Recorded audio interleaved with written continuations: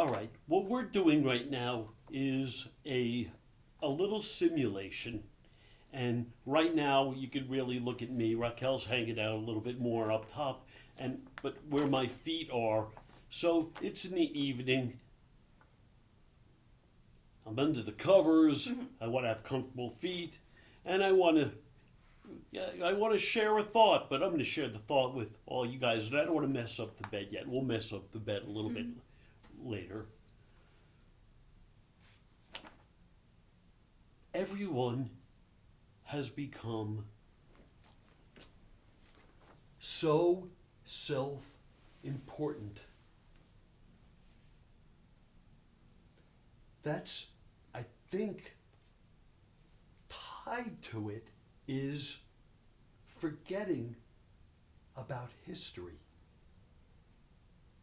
And it's not even being forgetting. We're not taught anymore. Old is bad. What a mistake. What a mistake. And even in the world of sports, you have, God, everyone today, you think about LeBron and all the crap, what a diva he has become, or he's always been. Want to play the right way? Show that you still have game and play hard with Luka, the Don. See if you could take this Lakers championship, this Lakers team to a championship. But where I'm going with this is sort of so interesting. I'm a culprit too. And I'll give you a funny example that recently hit me. You don't even know the name John Wooden, do you? No. Okay. Well, John Wooden, and many of you know the name, but many of you younger people are clueless. You have no idea. But I knew, and many of us knew John Wooden as the Wizard of Westwood. He was the coach of UCLA's men's basketball team, and he won 7 championships in a row. Let me think. And I think he won 10 out of 12 years. And he had players like Lou Alcindor, now known as Kareem Abdul-Jabbar, and Bill Walton. And what's so funny is only recently was I reading, because to me, John Wooden was always he was an old man and a great coach.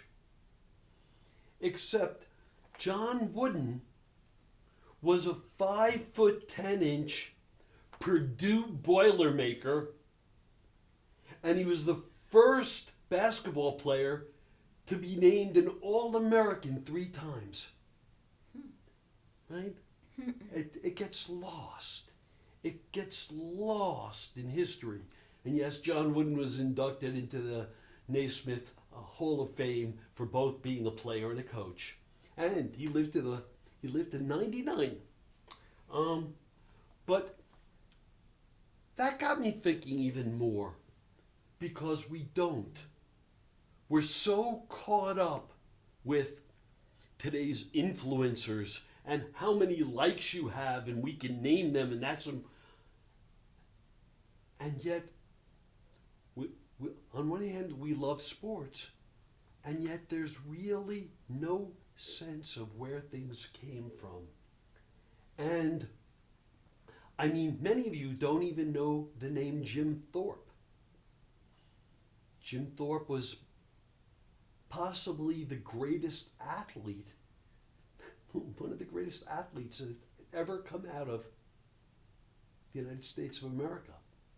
A Native American, went to the Olympics, excelled at every single thing he did. We don't talk about Jim Thorpe. You never even heard of Jim Thorpe.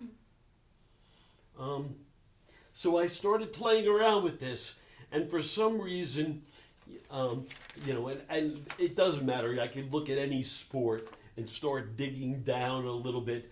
But I'm going to dig down a little bit into boxing. I used to be a big boxing fan, much less these days. But I think I've been thinking about it more and more because Max Kellerman is actually coming back. And I'm excited for Mighty Max to be back after being torched by the bombastic Stephen Smith. But I'm going to do a little name dropping. Mm-hmm. And if you've heard of any of them, I'll let you know. You'll let me know. Yeah. The likelihood is going to be very slim. Oh, how about the heavyweight Jack Dempsey? Nope. Early 1920s heavyweight champion. His record was 61-6. He had 9 draws. How about Sugar Ray Robinson? No. Nope. It's amazing because Sugar Ray Robinson fought as a welterweight, middleweight. He won 174 fights. Whoa. Some of the names he beat that you maybe do know, or he beat Jake LaMotta, Henry Armstrong, Kid Gavilan, Rocky Graziano, Carmen Basilio. He had power, he had speed, of course, skill, but also durability. I mean, holy, he won 174 fights. How about Gene Tunney? 1920s. How about the heavyweight champion Joe Louis? No. Nope. See, now we're even getting closer in time. Joe Louis went 66-3, 52 by knockout. Ezzard Charles won 93 fights. I'm sorry, he won 93, but he had 119 fights. Think about that today. Archie Moore had 185 wins, and these were 15-round fights, many of them. Think about this. This is crazy. Now, this is a more recent name. Deceased about 8 years ago, I think. Do you know the name Marvin Hagler? No. Marvin Hagler was just an unbelievable middleweight. And what was so cute is the announcers weren't calling him Marvelous. And he decided, I'm going to fix this. And he legally changed his name to Marvelous Marvin Hagler. So Wow. they had to do it. 62 wins, 3 losses, 2 draws. Joe Frazier, heavyweight champ, and I probably don't know the name, but once told Marvin Hagler, he said, you have 3 strikes against you. He said, 1, you're black. 2, you're a southpaw, meaning you fight lefty, a lefty stance versus a righty, which is the more conventional. Most people are righties. And so you're difficult to fight because you're a southpaw. And the third was, and you're good. So you have 3 strikes against you, black, southpaw, and you're good. The Hagler-Hearns fight, which is called The War, I saw on closed circuit TV at Atlanta Fulton County Stadium. It was thrilling. And those 3 rounds were the greatest 3 rounds of boxing I think I've ever seen to this day. Hagler knocked him out, knocked out Hearns. It was a great fight. Rocky Marciano. Rocky Marciano is the only undefeated heavyweight champion in the history of the world. He was 49-0. And he didn't have incredible skills and speed the way that, let's say, Muhammad Ali did. but he had pulverizing power. He had an iron jaw, and he won over and over. And if you say, I wonder if his name led, to Sylvester Stallone. Yeah. It did. It Wow. did. However, I'm going to bring up another name, and not a Chuck Wepner. Chuck Wepner was a big underdog, down on his luck, who had the opportunity to fight Muhammad Ali.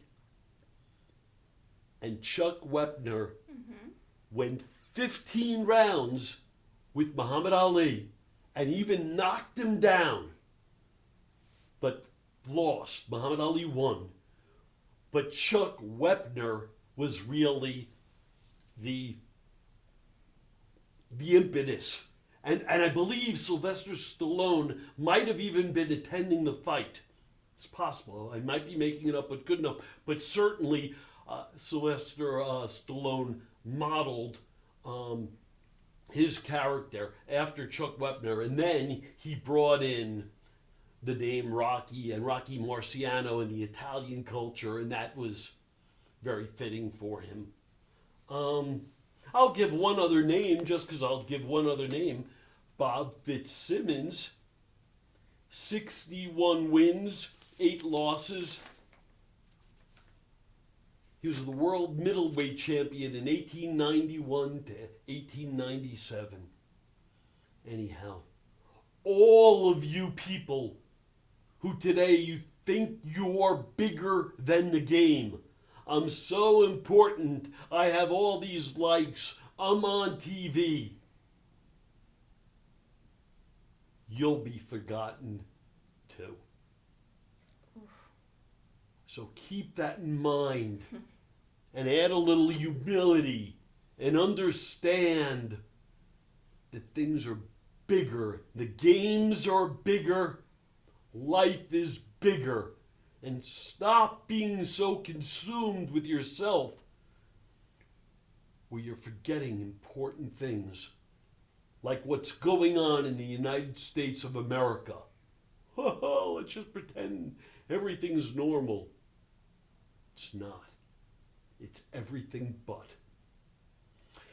This is Hal Mintz and Raquel. Thumbs up or feet up. Thank you.